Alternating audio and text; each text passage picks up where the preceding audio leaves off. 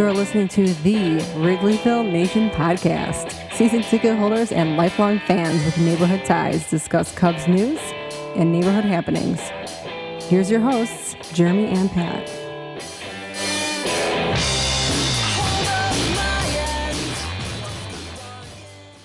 Hello and welcome to the Wrigleyville Nation podcast. This is episode 301 of the podcast. My name is Jeremy Deemer and I'll be your host. I'm joined as always by my co-host. He's my cousin and he's high atop Wrigleyville tonight. How's it going, Pat? It's gloomy and rainy. Not too much unlike the off season. Yeah, it's kind of a bummer of a day here, but at least it's not snowing in January, so I will take that anytime. This time last year, there was major snowstorms. I was impacted going to Cubs convention. I'm sorry, 3 years ago was the last time we went to Cubs convention. I was impacted by snow, so we don't have snow this time. We had a Cubs convention for the first time in 3 years. We'll talk about that at the end of the show. And we've got a couple of news notes. We'll go through some of the recent transactions the Cubs have made.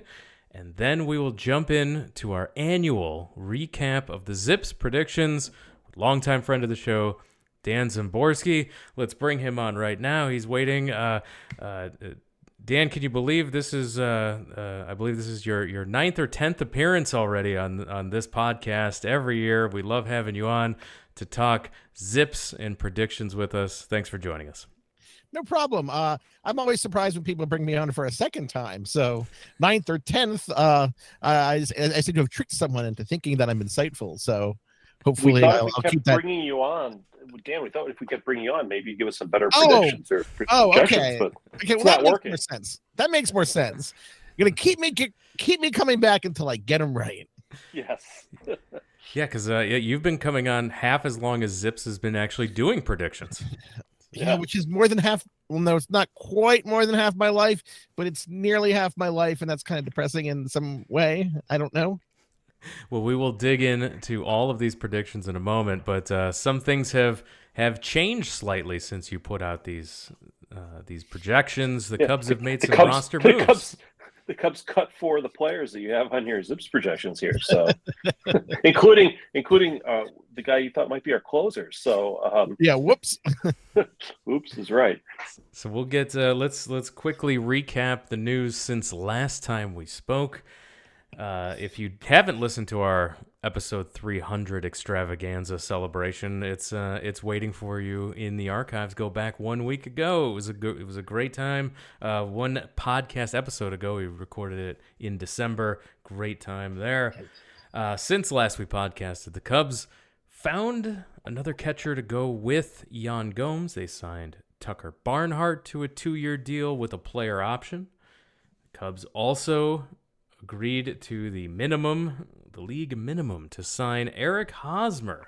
So he'll make $720K next year because the Padres are on the hook for paying the remainder of his millions of dollars. Surprising move to make room on the 40-man for that. Mark Leiter Jr. was DFA'd. I sent you a text when that happened, Pat, and I said, I worry that might age poorly when Hosmer is having a rough stretch and we're seeing Mark Leiter Jr. popping up for other teams having successes. Sure. So by the way, do these moves improve or decrease the Cubs' chances, Dan? Well, I haven't checked after each one or anything because it's actually a pretty drawn out process in ZIP, since I do some linear algebra, which is not really the best idea in the world. If you ever think about doing something, don't do anything with linear algebra. It's not fun. I've avoided it since high school. Yeah, I totally forgot about that from college. But anyway, the Cubs have improved a bit. I'm not going to say they've improved by 10 games or anything, but the depth is a lot better. I'm trying to remember, was Swanson signed at that point? We have Swanson here. Okay, well that makes it not quite as big a change. It's always hard to kind of remember. Okay, now what point of the season I very wrong about the construct. But I don't these are know. I don't know marginal if you gains. know about our most recent acquisition, which might completely change your outlook. Jeremy, do Is you it want to tell Dan the good news on who the Cubs acquired? The Cubs were able to sign Trey Mancini to I a do know 2-year that. deal with an opt-out. So now where do you have us? 100 I- wins, 105? I think kind of the same as before. I'm not really Yeah. sure that either Hosmer or Mancini are an upgrade on Matt Mervis. I don't know if anyone's going to get in trouble with anyone for that, but at Not least here. well, you see, I've said a lot of things about Eric Hosmer, but he's kind of inoffensive when you have him for the league minimum because you can cut him and you're not going to care. Well, you traded him for Mark Leiter. That's the only downside. That is a significant downside. I actually thought he was a pretty good fit in Boston simply because the way Fenway is kind of configured for park effects, it actually makes kind of these line drive hitters look better than they are. Even a left-handed one. I mean, it isn't like Hosmer was going to hit a lot of home runs anyway in Fenway, which is terrible. But it could have helped his batting average somewhat as a kind of spray line guy. So I guess it's inoffensive. I mean, it probably wouldn't be what I would have done, but nobody's hired me to be the GM. So I guess I don't really get that much of a say. Mancini and Hosmer will give you a righty-lefty matchup, which is something, I guess. And then someone's got to play DH because Wilson Contreras doesn't play here anymore.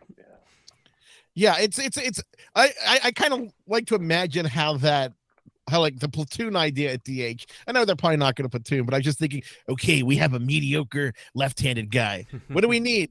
Well, a mediocre right-handed guy. Yeah. Well, prior to that acquisition, you had the Cubs with we must be about the only team in baseball this side of the Rockies who had both a first base position and a DH position that combined for WAR under 1 at each position. Like that seems like positions where maybe you'd get your WAR over 1.0, right? Ideally so. I mean, the Cubs, when you talk about tragic teams, the Cubs aren't one of the tragic teams. There are too many things going for them. Even when you look at this roster, I mean, Hosmer's not good, but he's probably a major leaguer, sort of. Swanson, of course, is a huge addition. They're generally respectable-ish in most places now. But I think clearly, if you look at the division as a whole, there's the top tier, which is the Brewers and the Cardinals, and the bottom tier, which is pretty clear the Pirates and the Reds, and a huge space between those tiers that the Cubs are going to be in somewhere. You described the Cubs as an inedible birthday cake. Did I? That was meaner than I felt it. Than I feel at the moment. You said it looks good, but it probably doesn't taste very good. That was kind of mean. I don't really feel that mean about them. Well, sometimes you get the projections on a bad mood day. I think it's fair. No, I think it's fair because those games, the Cubs had a lot of games where they explode for an offensive output of, 8, 10 runs. And then, the next day they're not going to score any. And then you see them fall behind by 2 runs and it feels insurmountable. And this season, based on the offense that we're looking at in this lineup, has the potential that every game feels like if you're down 3-1, you're just out of it. And it's absolutely going to look good because the defense is good, but it might not be edible because where's the offense going to come from? Yeah, your ZIPS predictions are really harsh on the offense.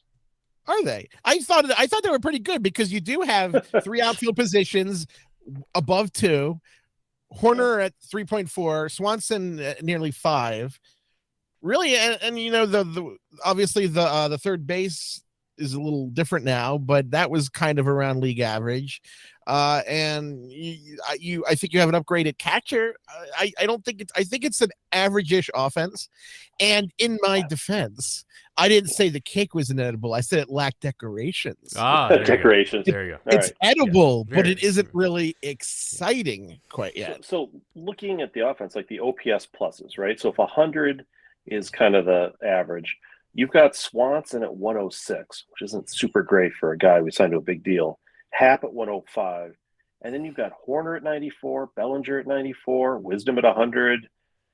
You've got, Morel at 93, Madrigal at 84. I mean, it's just McKinstry at 97. I mean, there's Gomes at 84. I mean, you suggest that when it comes to, doing the two things that usually help an offense, getting on base and hitting for power, that the Cubs are like below average at most positions.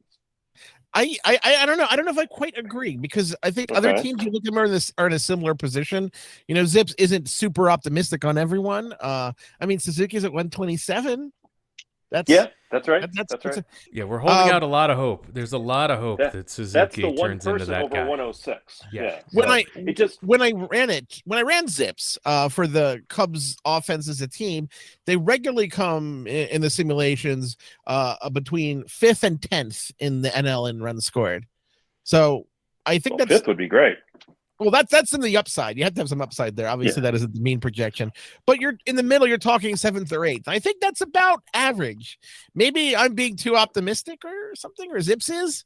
I don't think they're necessarily bad. You look at,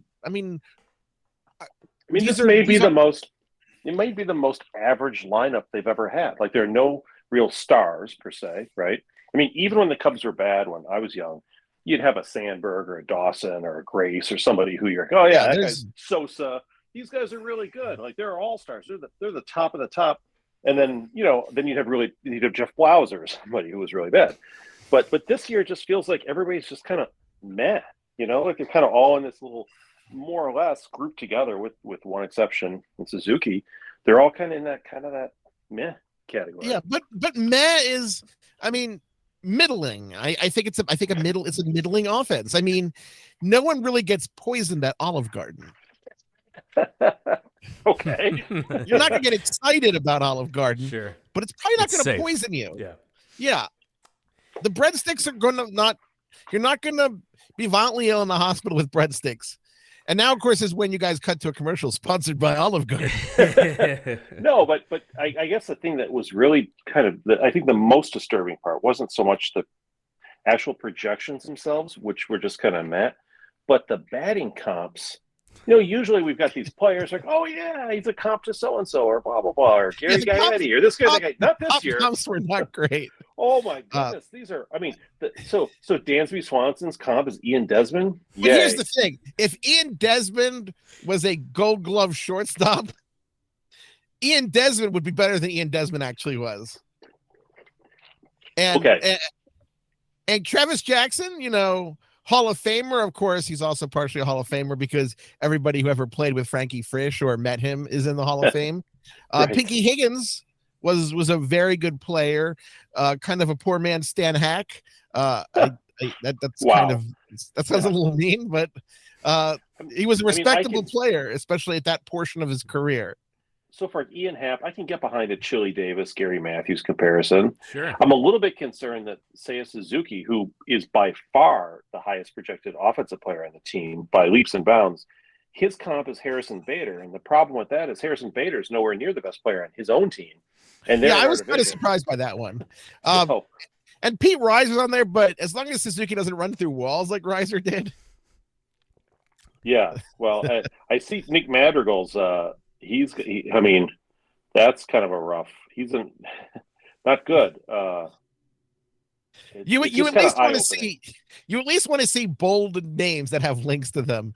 A lot of times, when the farther you get down the list, the older the players are, and the less likely they are to have a link on Fangraphs, because players that did not make the majors prior to, I think, 2002, because we only have minor league data going back to 2002, don't get a link, which causes me all sorts of problems when I'm making these pieces, because I'm like, oh God, I had to figure out, because I made the mistake of doing 3 players for each player this year without thinking ahead of time. Like, okay, Dan, now you're going to have to kind of double check 210 names per team.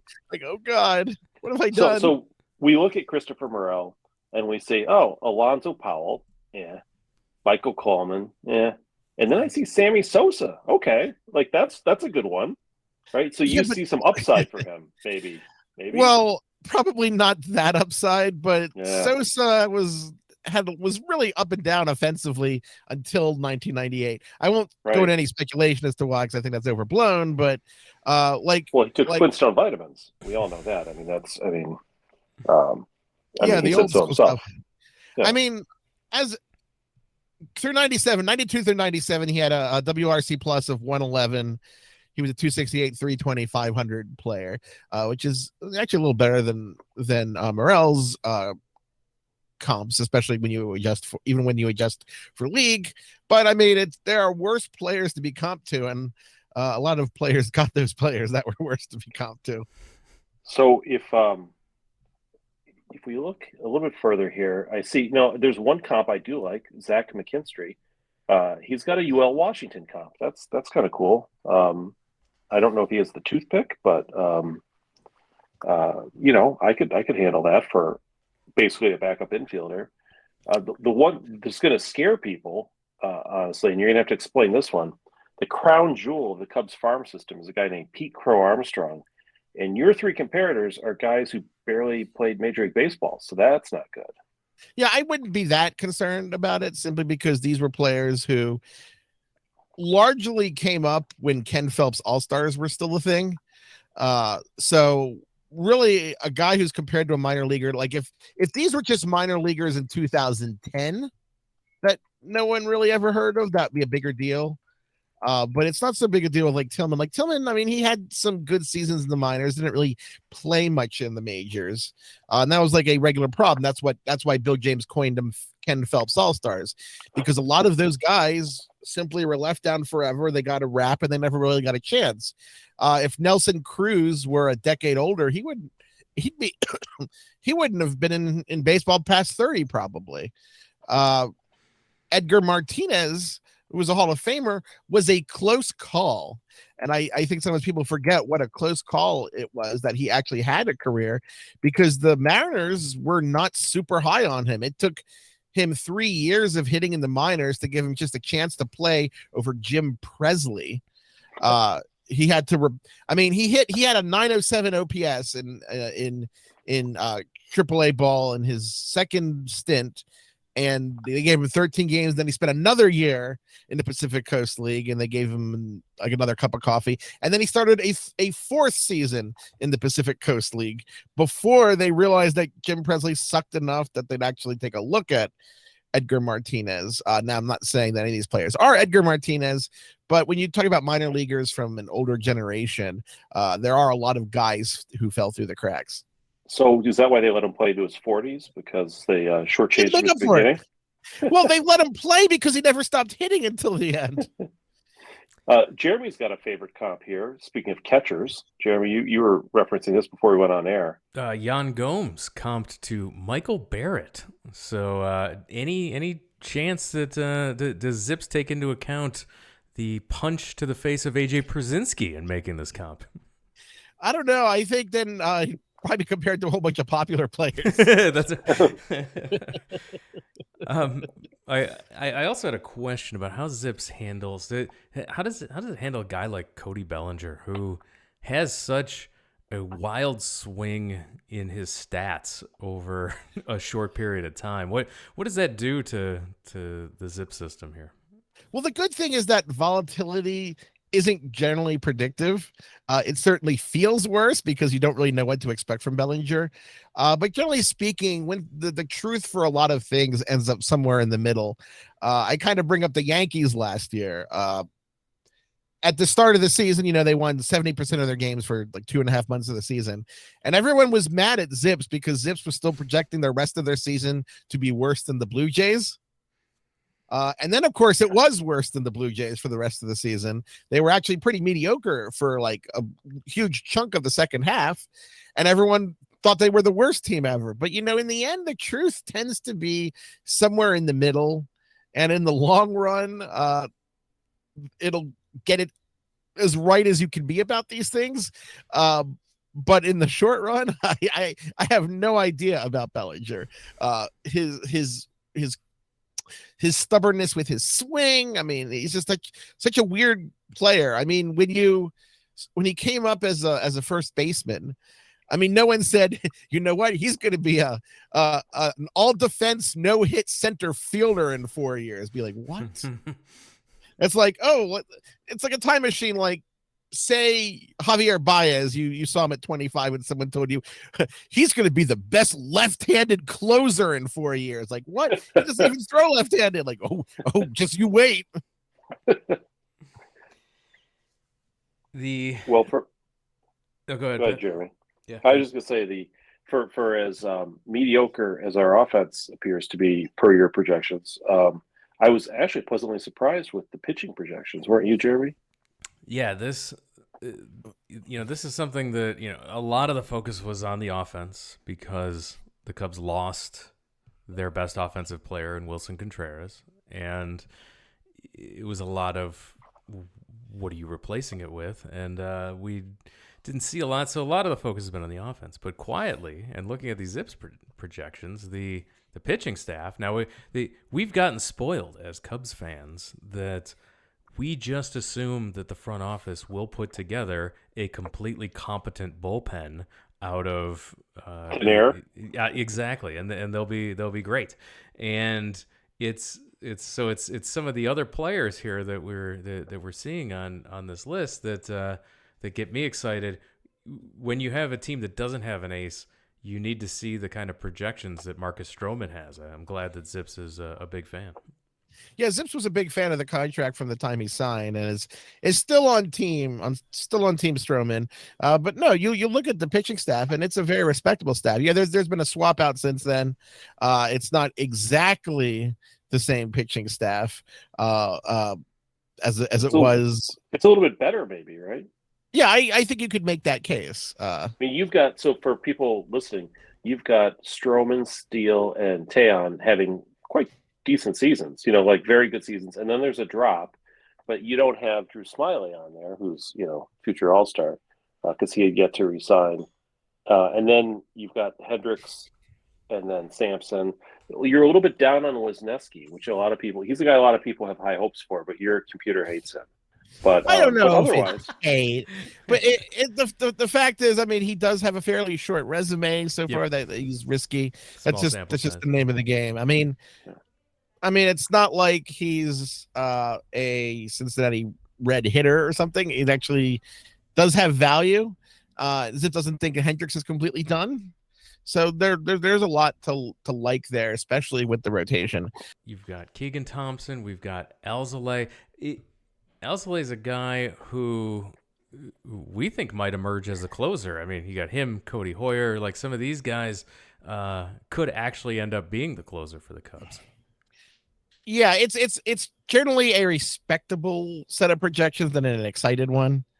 It seems to be fairly deep, but not super high. I guess a little like the offense in that way.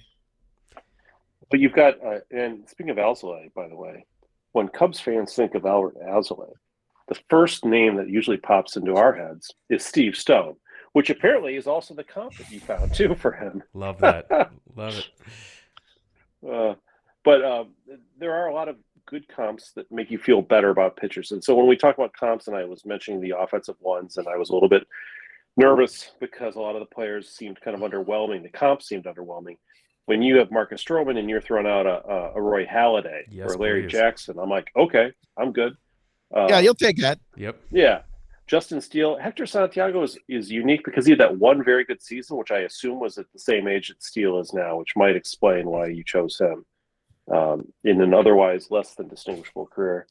Oh, and I also seem to have linked to the wrong Hector Santiago, but also Tommy Lasorda, who really only pitched in a handful of games and hit an ERA, probably over 6 or something, I'm guessing. I don't understand that comparison to Steele. I feel like you have to remember that ZIPS does have translations going back to 1950 in the database. So it's comparing him to Lasorda, who at similar ages was playing for the Montreal Royals in the International League.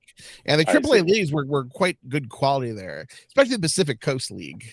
Gotcha. Because there was a little more independence there, and the Pacific Coast League was sometimes stubborn about giving some of their players to the majors. It was a fairly interesting time Now, of course, the minor leagues aren't really independent in any way whatsoever of their parent clubs, but it was more complex then. Cubs fans will be happy to see Brad Boxberger comped to none other than former Cub great Turk Wendell. Yeah, though I don't think he's as quirky. No, I hope not. Wendell was quirkier. Yeah. Yeah. Hayden Wesneski has a comp of Justin Grimm. We love Justin Grimm here on the Cubs podcast. And yet, I think we're hoping for more out of Hayden Wesneski ultimately. But very much, Hayden Wesneski. I was surprised, looking at him, how actually old he is, and how like this is kind of his make or break season here. So could be good news for the Cubs in that he's really got to prove it this year, and he's going to get all the chances to do so. So hopefully, fingers crossed that he exceeds these expectations. I also have to say that. Oh, go ahead. Oh, he's just another one of those players who lost a key developmental season because of COVID. Yep. By the time he got his first professional season, his first full professional season, he was 23. I see Javier Assad here, who, I didn't have a whole lot of hope for at one point in time, but, pitched quite well in limited action last year. And your number one comp is Jeremy Guthrie. That's not a bad comp for a guy like Assad, right? Yeah, we haven't had any cruel comps because sometimes ZIPS does that, and then people think that I put my finger on a scale to do something mean. Sometimes I'll put in a joke, like if you look up Miguel Sanchez's comp list, for the Brewers, because I gave him Lionel Hutz's Nom de Guerres. Nice. Remember, you know the reference I'm talking about, right? Yeah, the Simpsons. Yeah, say hello to Miguel Sanchez, and at the end of the episode, Leonard Nimoy talks about Lionel Hutz, aka Miguel Sanchez, aka Dr. Nguyen Van Thok.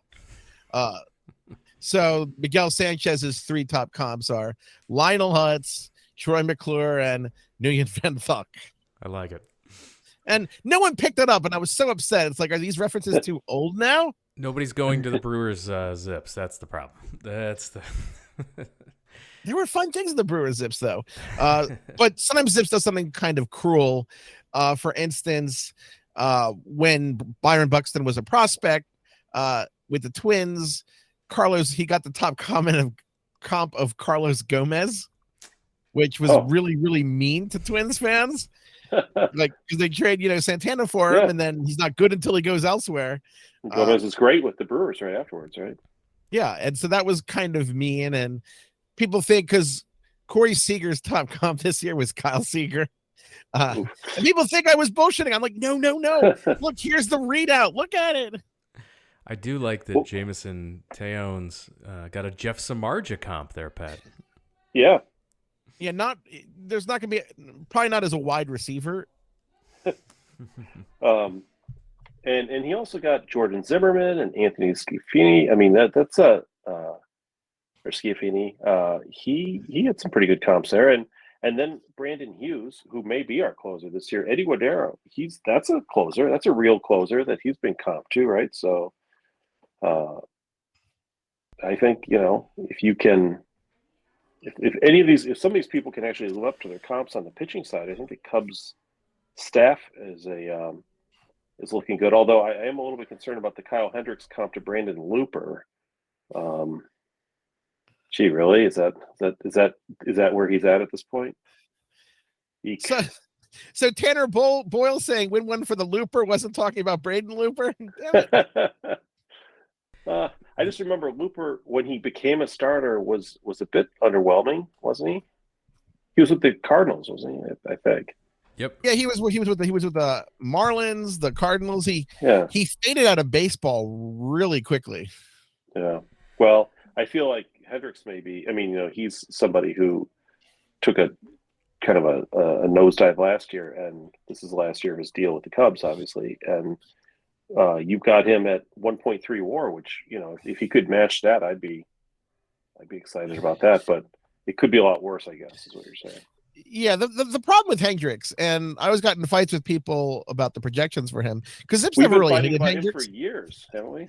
Because But he's a weird guy because he doesn't strike people out and he pitches to contact, but he always had really good ERA and other peripherals, right? I mean, Zips never actually hated him or anything, but there was always kind of a slim margin for error that when something went wrong with Hendricks, it would go wrong fairly quickly.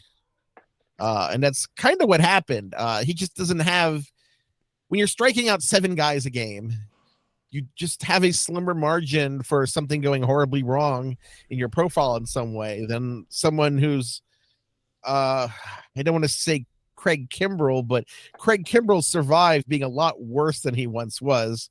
And when he lost a lot of it, he was still a respectable closer for a good chunk of time. You know, he was the Cubs closer, right? So we know the truth. But yeah, that's why that's why I was hesitant to bring up Kimbrell.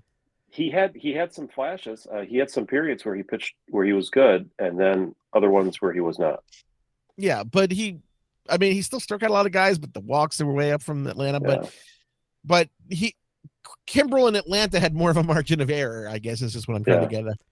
Someone who the Cubs fans hope will get the command straightened out, get those walks down, etc., is a guy named Caleb Killian. So there's a lot of high hopes for that he'll be able to turn it around after a tough year last year. What do you think about these ZIPS projections for Mr. Killian? It seemed pretty reasonable. I think it depends on his actual role in the majors. Sure, you mean whether he's a pitcher or like a third baseman or like what by role? What do you mean? No, for Caleb Killian, if he starts or relieves, I think is a significant difference. In which is better? I guess the fewer batters he faces is better. I don't know. You tell us. We've all seen kind of the wild starter be a lot better as a reliever, like Dylan Betances. I think sometimes, 2022 was rough, but he's never been that problematic before. Steamer actually liked him a lot, and the bat liked him even more.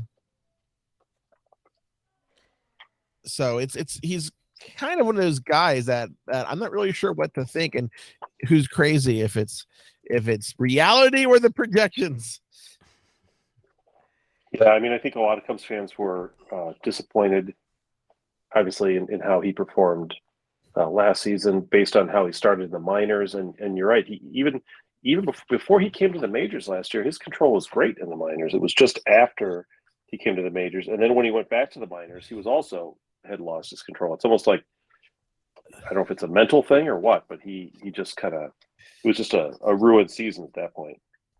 Yeah, I'm actually getting the month by month splits because he did have one of those weird seasons in the minors. And it's the kind of thing when you see a guy's walk rate suddenly disappear like that, because the year before, 2021, he had 13 walks against 112 strikeouts in the minors. And obviously those were lower levels, but that's still a significant change, especially one that happened late in the season. I'm just you saw him get broken at the major league level and then sent down, and usually you like to see the pattern of sent down, gets back in the groove, and works out what the issues were. But here it just kept on being broken all year. Yeah, in September, he got August and September, he got killed in the minors. 27 walks and 40 innings.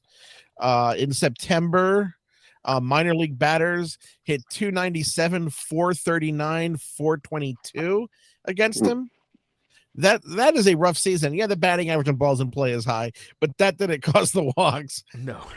When you're running your little projections here on the machine, or your many projections, not your little, but your numerous projections, if there's a younger player, let's say like a Caleb Killian, who's in the minors and comes up to the majors, or is kind of up in the AAA level, if their season ends up starting off rough and getting better, or starting off well and going poorly? Do you weigh that more heavily, because they don't have a lot of years to weigh, right? So it's the sample size is smaller, but do you place more emphasis on in-season changes? I've actually found that the noise for that kind of overlaps any signal you get from it from in the season, just because you're dealing with essentially you're taking what's already a small sample size and you're kind of carving it up into a smaller sample size, and it just didn't really help predict the value, which is fine by me because it makes it less messy, and I'm always for things that don't make my life hell. I just wondered if the system had a way of identifying people who have broken, like a Mark Fidrich or something. Is there a way to say? I don't think that it's really great at that kind of thing, like the Mark Wohlers. Steve Sachs, defense or whatever, where all of a sudden I don't know. They can't throw it first but base. I guess the question is, when you see someone go like Mark Wohlers or Steve Blass, you probably don't need a projection system at that point. Right. To help you. I can see you don't put Mark Wohlers in a game. Don't do that ever. Yeah. Who was the Mets catcher back in the early 90s? Mackie Sasser, who couldn't throw back to the pitcher. He had to either walk the ball to the pitcher or throw it underhand because he couldn't. He just and forget throwing to second base, but he just lost his ability to throw the ball. And the thing is he had rough. Yeah, it was rough. He had, and he's a guy. He had good catcher hair. Good mullet. Mackie Sasser is a good name for a catcher, or like someone who's on like Hee Haw on the Nashville Network or something in the 80s. Mackie Sasser. But it's really tough if you're a catcher, because you have to. I mean, you throw the ball back to the pitcher hey, it's not times a game. It's the catcher, not the thrower. Yeah, right. One other piece of news since last we talked was the Cubs and Ian Happ reaching an agreement on a $10.85 million salary for the 2023 season. This will be the last year of that rookie deal. So, Dan, what do you think a Ian Happ extension would look like for the Cubs? That's an interesting one. I'm going to slowly open up ZIPS and filibuster the point while ZIPS slowly opens. It goes back to when we talk about the past and Jerome Walton and Dwight Smith and all sorts of Cubs whose names I'm going to say. Well, we'll talk about, while you pull that up, I will make mention to the other deals of the team agreed on. Nico Horner, $2.525 million. Nick Madrigal, $1.225 million. And Cody Hoyer, $785K. So that's also after signing Adrian Sampson and Rowan Wick as well. So the Cubs got it done, and that actually came through the Friday night that we were at the Cubs convention, which we'll recap a little bit after we wrap up here with Dan. But there was the Cubs and Ian Happ news late breaking on that Friday night. So we were a few cocktails in before that news came out. Of course, after we get the projection on Happ, I'm going to ask Dan about whether or not the Swanson deal was good for the Cubs or bad for the Cubs in terms of value. It was good. It was a good value. I like it. Thumbs up.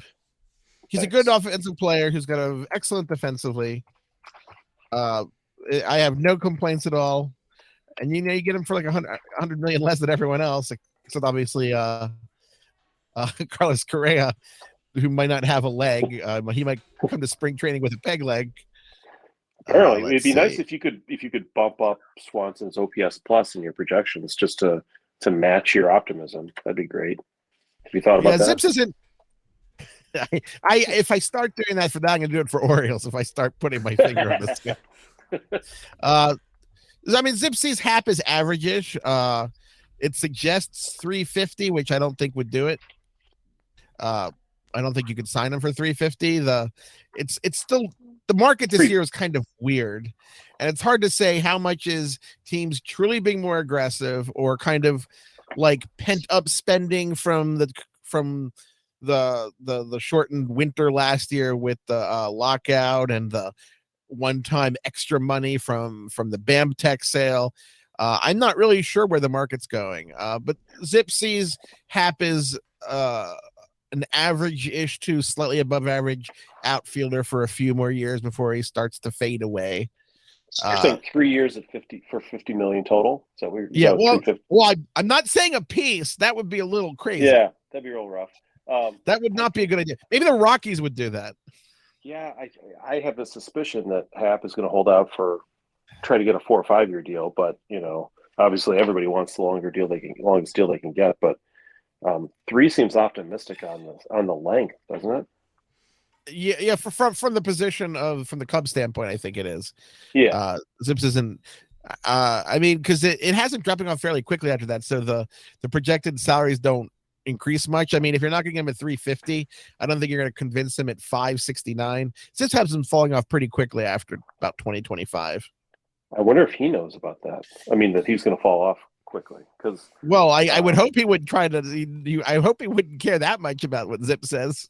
Have you ever talked to a player who's thrown shade at your projections before, or said something to you about their? I usually I talk with players a lot about things, but generally I don't talk ZIPS with them because that's like intensely personal for a player. You're predicting about a guy. I will talk with their agents about that sometimes, especially when someone asks me to buy some data from me. Right. But I don't think a projection itself is that useful directly for a player, unless of course they ask. It's just freaky. It's like the Ghost of Christmas Future. It's like, oh my gosh, this is like, I'm not that it's it's going to happen, but it must be concerning for a guy to see a projection system like yours, which is quite good, predict like a huge fall off or a huge drop. I mean, that's a little depressing. Yeah, I mean, a player doesn't come up to me with like a chart and said, "Well, Dan, I've looked at your weight and health, and I'm predicting you're going to get diabetes." Exactly. That'd be a very rude thing to do. I don't use ZIPS as a hostile thing to players because it doesn't change because they're not really my opinion. So there's not really, unless someone has a question about them, there's not really much to talk about because I can't change them. You can't convince me that no one's ever argued with you to try to convince you to change a projection or to modify it. I never had anyone try to get me to change it. I've had people protest once in a while, but I think it's generally a futile thing because it's one thing if these projections were kind of the sum of my opinions, because you can change someone's opinion. But I mean, Ian Happ could, buy me a Bentley or something. And the projection would still come out the same. I don't have any influence. If I were an agent, though, I might try to like put my thumb on the scale a little bit, even though it probably will be, inevitably, fruitless. It's just I imagine that would be the instinct of somebody like that to say, "Come on, Dan, have you looked at this or this?" and try to get you to recalculate somehow. I think they tend to look, because one thing is, since ZIPS is widely used, it's a good benchmark for what others are thinking. Because you have what you think about a player, but it's useful to know what other people are thinking about a player. And if a projection says something, you have access. Like say it's free agency, and Ian Happ is talking with a different team next year. He knows what he thinks. His agent knows what he thinks, but it's always hard to get a gauge of what another team might be thinking. And since ZIPS or Steamer or the Bat aren't going to be, and they're not far off from generally private projections. I have seen them, even if they don't, give me all the secret sauce that they use. It's good information to know, and they want that information more than getting justice from the ZIPS projection system. Because one thing that is popular that agents do like to request and put in a data request for is scenarios. Sure. Like for instance, there was a player on a team, an infielder, I can't say the name, but his agent asked me, "Can you give me what his 10-year projections would be if he improves his contact rate by like 3%, 5%, 7%, just to kind of see almost like a plan to action for a player in a way." And that way, that's a more useful. So did Javier Baez's numbers go up after you did that? I mean, by how much? Yeah, but it wasn't Javier Baez because no one would have expected his contact rate to ever go up by 7%.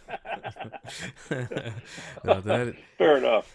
At that point, you're asking, okay, what would the projection look like if Javier Baez became the king of England?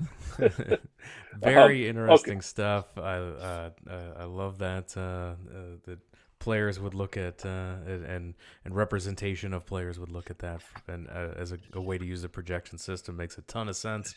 Pat, any last questions before we let him go? Yeah, one last question for you.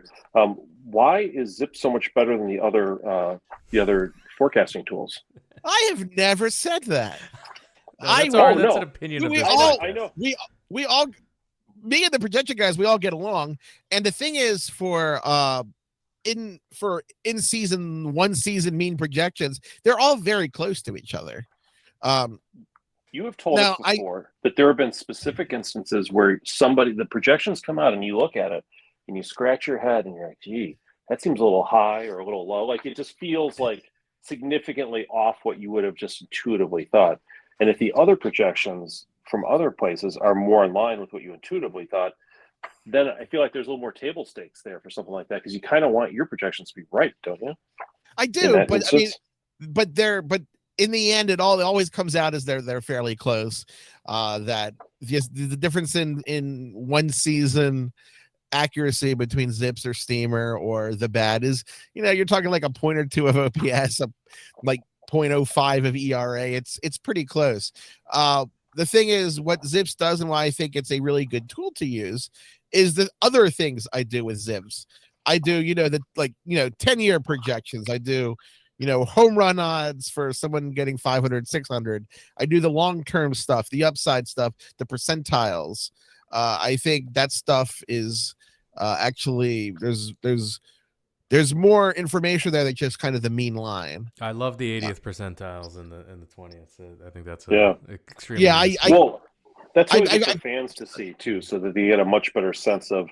I think fans tend to look at best case scenarios a lot of times, and they don't factor in injuries and down seasons, and it's good to have a little bit more calibration.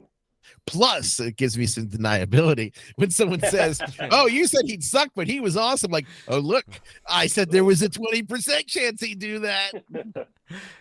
Dan Szymborski, everybody. Dan, please remind our listeners where they can find all your work on the internet.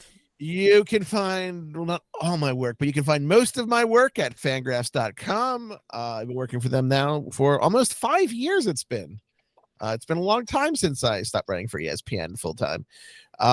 You can find me at Szymborski on Twitter, but you probably shouldn't do that. It's not a good idea to follow me on Twitter. I do occasionally still do something with ESPN, but I'm mostly at Fangraphs these days. Perfect. So when you write your book down the road, tell us stories about all the different agents who you've worked with and the way they were scheming and trying to get things to work out the way they wanted them to. I will pre-order it. How about that? Okay, I'll tell the story of the player who I helped accidentally have a team sign a really awful contract for. I ended up helping. It was. Well, Jason Hayward owes you dinner. What can I say? All right. Thanks, Dan. We really appreciate it. Thanks, guys. Always a great time catching up with Dan Szymborski. Pat, we had a great time at the Cubs convention this weekend. We got to see all of our favorite people from Cubs Twitter, blogs, podcasts, all the folks at the Friday night at Lizzie McNeil's. Always a great time. I can't believe it's been 3 years, but yeah, we got to do that, and it's always great to see everybody in person. It's especially great after a long layoff like we had. Absolutely, it was fun to see people and talk about the Cubs and where they're at, among other things like people's lives and their kids and all the other things that are going on. So, it was a good time. Yeah, super fun. A lot of the guests that we'll have on this podcast throughout the year, we got to see them in person, talk off the record, which is always fun, and just have a few drinks and a few laughs, and it was great to see everybody again. And the Cubs convention was, I think the big news was how lightly attended the Cubs convention was. It's not like the old days where the tickets, sold out in 20 minutes, on the first day for like weekend passes. They were selling day of tickets, right, for individual days this year. Yeah, it was. I think we heard numbers in the 5,000 range, 5,000 to 6,000 range for total attendance. I think years past they were up in the 11,000 to 12,000 range. So this is a very light year, but there wasn't not a ton of newsworthy things. It's all because the Cubs front office and because the Cubs ownership have been doing the rounds, they had their talking points pretty hammered out, and they hit those pretty hard in the owners panel, the return of the Ricketts panel. They didn't. They had their talking points, and they talked about spending money. They talked about they were confronted about the hideousness of the sports book that they're putting up on the corner of what was the response to that, or what was their analysis? The analysis was that it's going to bring in a lot of money to the club, which there was no follow-up. Okay. There was no follow-ups from the fan questioning about well, that's not true.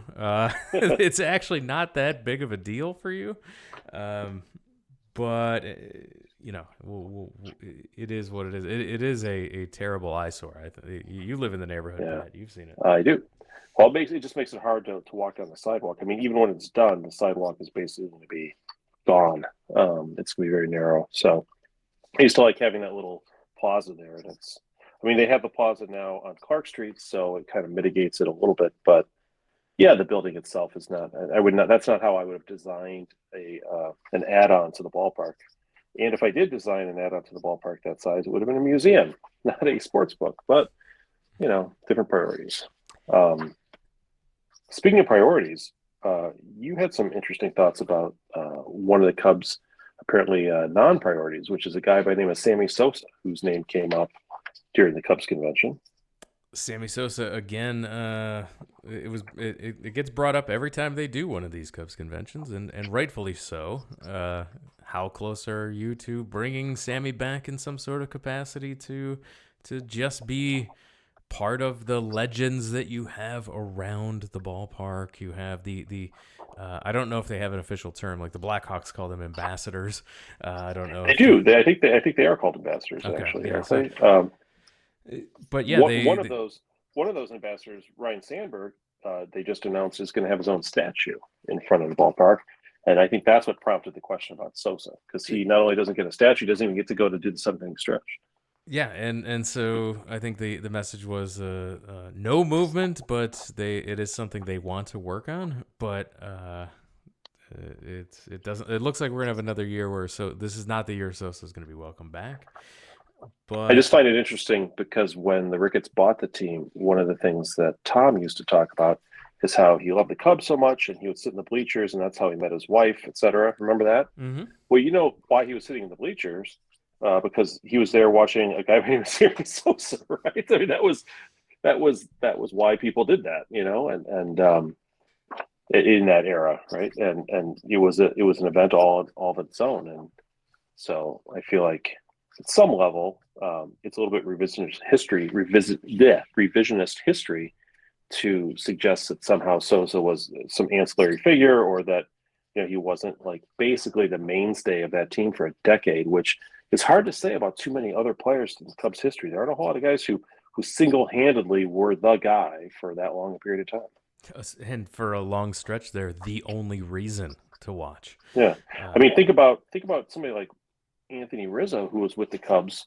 He was a mainstay, right, with the Cubs, but he was only there for like 6 years. And it's just such a not even, right? So when you talk about Sosa's length of service, it just dwarfs anybody since, for starters. And I guess or let's see. So I guess Rizzo would have been there 1, 2, 3, 4, 5, 6. I guess 7 and then 2 halves. So maybe 8 years total if you do half of 1 year and his first year and half was last year. Meanwhile, Sosa was just.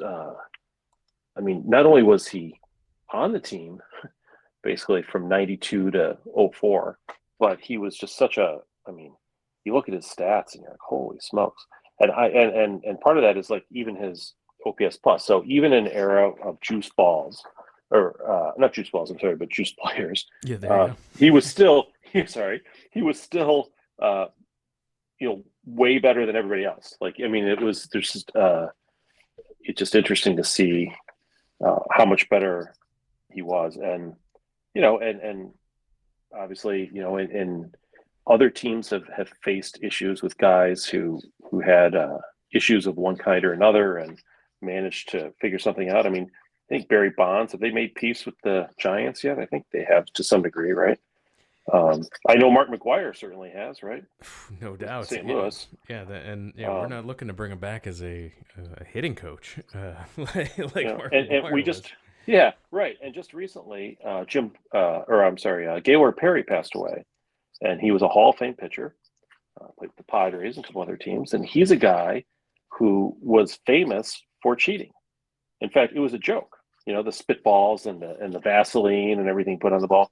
It was just like a funny thing that he cheated, and even upon his his death, that was one of the frontline stories that accompanied his bio, and nobody seems to think that's a problem, right? It just kind of goes unscrutinized. Nobody ever said, maybe they shouldn't have put him in the Hall of Fame, or maybe they should. Maybe they should somehow, like, his legacy's been tarnished somehow. It's like, no, haha. Remember how he used to do that? And so, there are different ways to look at it. Different teams have taken different approaches. You got A-Rod on ESPN now, kind of back in the baseball family. And Sosa is still, I think, more than most players of his era that were enthralled in that steroid situation. He's one of the players who probably has had the least amount of rehabilitation, I guess. And I think part of it is because the team has had no interest in rehabilitating himself. No, no one's told me what the constraint is to bringing him back. Is it Sosa demanding something? Is it ownership is it an demanding apology? something? They want an apology? Well, then, okay.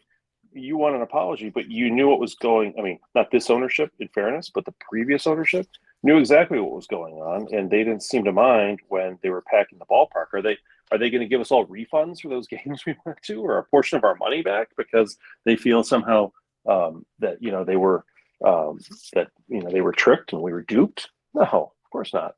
So we'll see. They'll take the positives, but not the negatives, I guess, is what it comes down to. Yeah. So really, they just said no movement, but there was no, again, these are fan questions, so there's no follow up on well, what's the holdup? Right. Is the holdup on your side or on Sosa's side?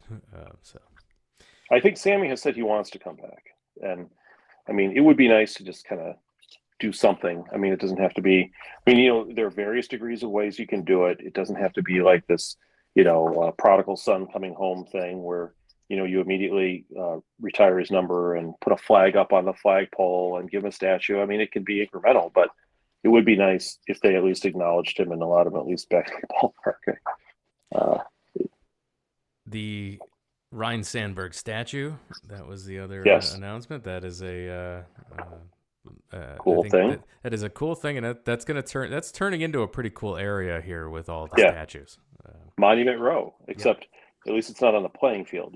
It's actually somewhere else. And yeah, the Fergie thing last year was really good, and it's great to see Sandberg.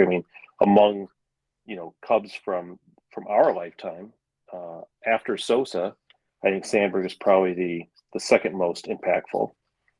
Fair to say. Yeah, right up there with Dawson.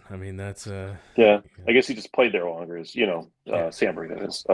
And Dawson is there, and you've got Maddox and others that had time with the Cubs, and then of course Rizzo. But yeah, Sandberg's certainly right up there, and so it's nice to see him being recognized. Yeah, and really, the front office panel was just telling you things you already knew that they've been saying on the talk radio. Nothing really new or newsworthy coming out of there. We still don't know, how. We still don't know what the constraints are on the front office. Are they JED imposed? We're not doing more than 8 years. Are they? We're not doing larger than this AAV, or is it I don't feel comfortable bringing something to ownership and it's an ownership constraint?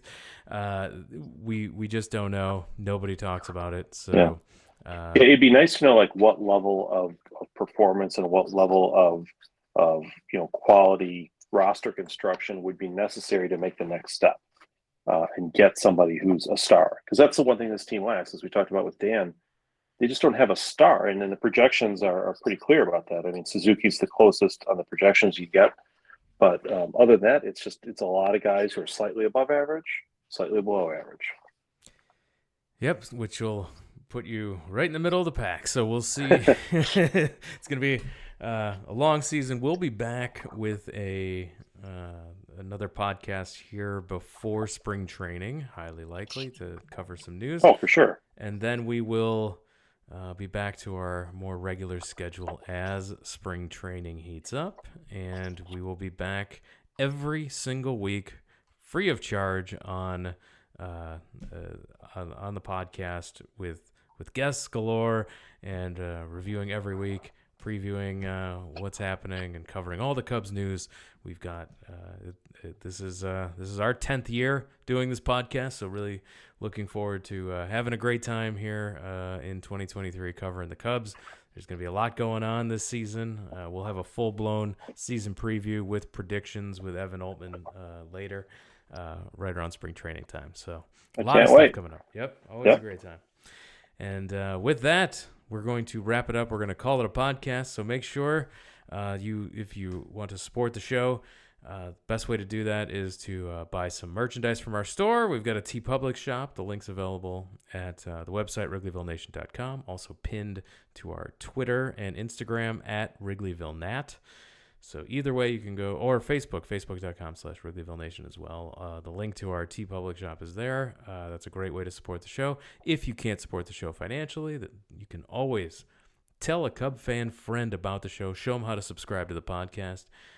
Make sure that they're subscribed, because we will be dropping another episode or two before the start of the season, and then every single week as we roll through the 2023 season. So great ways to support the show. Follow us on all the social medias, the entire back catalog of this podcast, all of the links I described.